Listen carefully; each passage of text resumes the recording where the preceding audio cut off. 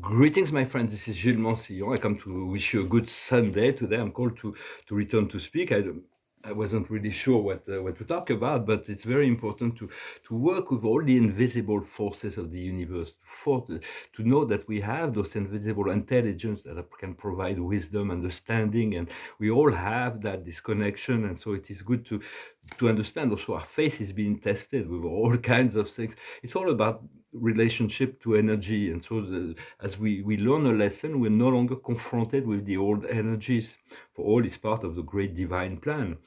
And so what we need to do is to learn to celebrate the unmanifested, to celebrate the potential as if we were already there.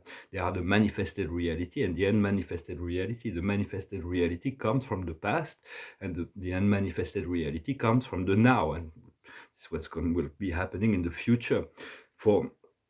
For there are many aspects of divinity. There are many divinity that rule over the universe, but divinity is always one in his minister. There is never conflict on the higher planes in terms of how the ministry of God is, and all those forces are trying to turn potential into actual, and so that's what we want to do.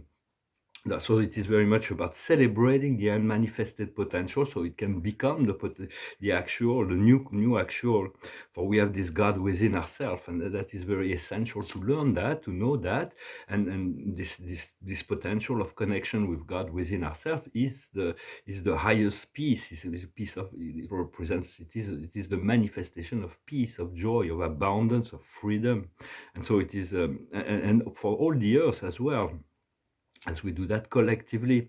So sometimes it is overwhelming. I don't know if you ever felt the descension of divinity on your consciousness, in your body, but it's completely overwhelming sometimes. And it's such a perfect energy that unifies the mind and the heart, the future and the past, the we can move from individual to collective without all of that is like everything find resolution within that presence, that connection with with the oneness of the creator, this great I am presence. For what we seek, we're going to move into a new age, an age of wisdom, and the golden age is that once the cycle will be over.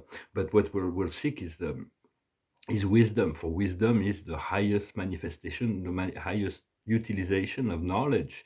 But wisdom is only interesting to the wise. The wise are seeking wisdom, but the fools are not seeking wisdom. It is meaningless to them. They're not on the level where they can actually accept it or realize its value. And so wisdom is what we seek to always integrate. We learn wisdom through experiences and we develop our own wisdom, yet we know that there is a higher force that can, if we call on it, if you work within the invisible forces that are always present, we can have this higher wisdom that traverses, that shows us something new, something better. And even the ascended master have, or we all have, and everybody has, even the archangel, they have a higher self.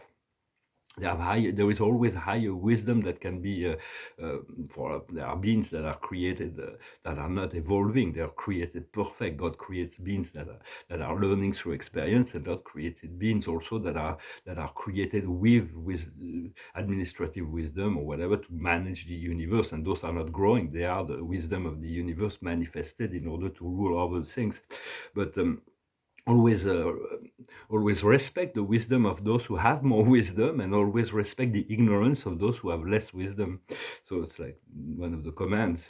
So it is very much about knowing that everybody has those silent observers. There's always higher, yet the I am presence for me is the highest wisdom that I have access to, and this I am presence is connected to all level of universal intelligence. For this for it's like wisdom is the knowledge of means. How do we do things? For knowledge, love is the knowledge of things. God possesses infinite love because he knows all things and all beings, and he possesses infinite wisdom because he knows all the keys of the celestial mechanism of all universe. He is the law, and so, and he only interferes where personally changes the energy whenever he sees that there is something to gain from creating this karmic imbalance. For everything we do creates a karmic imbalance, and then the balance is being restored. The universe balances things out. So understanding that God alone, everybody knows up there that God possesses infinite love and infinite wisdom, and that give him infinite power over all things. So just submit to your inner self. Plato used to say that love is the pursuit of the whole. When we seek love, we seek to become one with the whole. And we need to master both physical, material love and sentimental love, which is Venus, and celestial love, ruled by Neptune. Neptune ruled the third eye. Mars and Venus is like the two forces, the yin and the yang. And we have Uranus, we have Neptune, we have Chiron, we have the Sun, we have Jupiter, we have Saturn, and Pluto on the base. And those are from a cosmic standpoint. So it is all going to be very exciting. There is all a new doorway, and as we celebrate the potentials. And so I'm going to put an oracle just for the day to see. For me, I had the invisible forces. So it's just learning to work with invisible intelligence as the time of departure. So just be ready for leaving. Be ready for the new, something completely new. It's a departing. It's like maybe traveling. It will be in the works. And I'm going to finish with a song. I thank you for liking, sharing, commenting, subscribing. My paintings are progressing. I'm looking forward to painting large paintings. When I started painting, I was living in Hollywood, in California, and I had 6,000 square feet with a very high ceiling, and I painted a really large painting, 3 meters by 8 meters. It was really nice, and I'm really looking forward to return to create big paintings. In the meantime, those are going to be moving forward. I was looking at my first profession I was an art dealer. I was a gallery dealer in Santa Monica, and then I became an art broker, and so for 30 years. And I was looking, since I left for about many years, I left a bit the market. I was looking at the auction house, and I see some artists are becoming so expensive. Some of them we understand why it's so expensive. Like so, there was really nice Modigliani for sale for like $3-4 million, which I understand. But then a wine Thibaut like this for like $6 million is like, it wasn't really a really good wine Thibaut. For American art, or it's like de Kooning for like $50 million, or like, it is completely absurd. I mean, there is a short-term market where the American artists, the American collectors are willing to pay more money for American art than any other art. So, but I like American art. There's some good artists, but sometimes the price of Basquiat for like $50 million is like, I like Basquiat, but it's not for that price. I'd rather buy a Caravaggio and a Rembrandt and 3 Picassos for that price. But as a dealer, I'm just but as a broker, you always look for what your clients are looking for.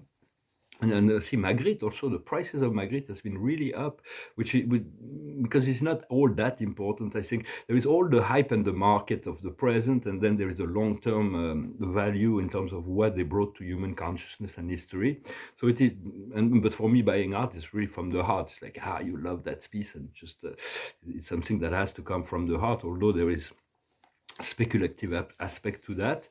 And so, but I just thought it was interesting to start looking at. I still think that some artists are undervalued and many are overvalued. And so it was just personal thing. The art world is like a bubble. We lived in this bubble. It's like show business. People live in show business. It's like they live in this bubble. My bubble was the art world. And so I'm really eager to return to that. And so I'm just going to finish with a song. It's a song that should tell us that we all made of stardust, and it's just like everything is like we're just temporarily passing through here. So we may as well enjoy it. We may as well do the work that our soul and spirit are calling us to do. So we live a life that's worth living, and it's meaningful, and it assists us on many levels. The song is from Kansas. It's called "Dust in the Wind." I close my eyes only for the moment, and the moment's gone. All my dreams pass before my eyes, a curiosity, dust in the wind. All there are is dust in the wind. Now same old song, just a drop of water in an endless sea. All we do, crumble to the ground, though we refuse to see. Dust in the wind, all we are is dust in the wind. Now don't hang on. Nothing lasts forever but the earth and sky. It slips away. And all your money won't another minute by. Dust in the wind. All we are is dust in the wind. Dust in the wind. All we are is dust in the wind. Dust in the wind. Everything is dust in the wind. I was talking about pulling a car. Did I actually do it? Oh, yes, the time of leaving, departing. So be ready, get your luggage ready. A vacation, traveling, change of residence, new project. Everything is about to change and unfold. And so just and stay tuned to the moment, to stay tuned to your guidance, stay tuned to the wisdom that can be whispered in your ear at the right time, and to give you an extra information in relationship to all the circumstances of life. I thank you very much. Wish you a wonderful day, and I'll talk to you later. Adonai.